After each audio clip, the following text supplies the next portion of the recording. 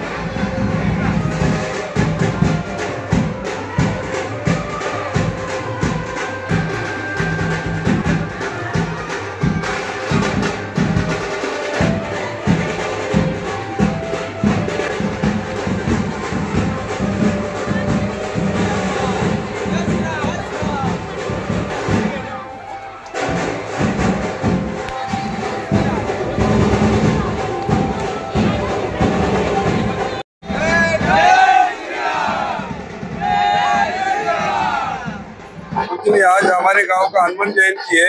हमारे गांव का ही सारे देश में आज हनुमान जयंती है। सबको मैं हनुमान जयंती की शुभकामना देता हूं और सब लोग अपना त्योहार अपने अच्छे ढंग से प्यार से मनाएं, यही एक संदेश देना चाहता हूँ। हनुमान जयंती सर्व गावकऱ्यांना शुभेच्छा।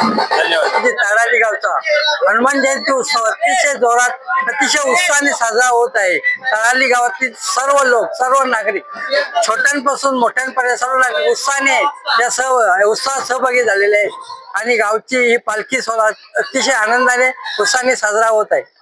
सप्ताह किती दिवस आपला हा सप्ताह हा रामनवमी पासून 8 दिवसाचा सप्ताह होता। 8 दिवस आमच्याकडे संपूर्ण कार्यक्रम होते, भजन होते, कीर्तन होते, हरिपाठ होते आणि अशा प्रकारे सकाळी 6 वाजल्यापासून रात्री 12 वाजेपर्यंत नित्य नेमाने देवाची पूजा करून कार्यक्रम करत होते। राम भक्त हनुमंतराया यांच्या जयंती निमित्ताने गुढीपाडवा ते रामनवमी पर्यंत या ठिकाणी ग्रामस्थ मंडळ तड़ाली श्री हनुमान सेवा ट्रस्ट तड़ाली यांच्या वतीने या ठिकाणी अखंड हरिनाम सप्ताह आयोजित केला होता।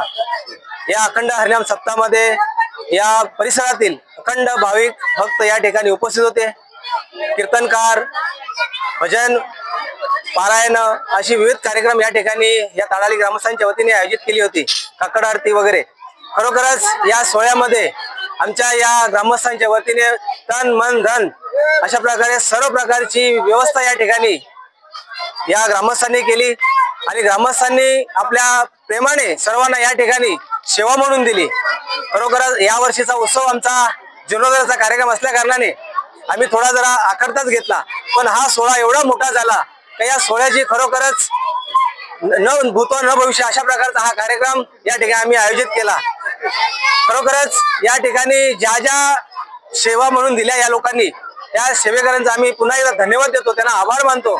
या मंडळाचे सर्व कार्यकारिणी, अध्यक्ष, सर्व ग्रामस्थ आणि आमच्या ग्रामस्थातले महिला वर्ग, युवक आणि सर्व बालक आवर्जून मेहनतीने या ठिकाणी काम करत होते आणि सप्त्याला खरोखर या सप्त्यासाठी एवढं म्हणजे मेहनत केली त्या लोकांनी का या सोहळ्याला सर्वांनी एकदम आनंद घेतला। पालखी सोहळ्याचं तर सांगूच नका, कालच्या पालखी सोहळ्याचा उत्सव एवढा जबरदस्त झाला का आमच्या या विभागातील जे पोलीस स्टेशनचे काही लोक होते, हा सोहळा आम्ही अक्षरशः बघितला नसेल असा तुमचा सोहळा झाला।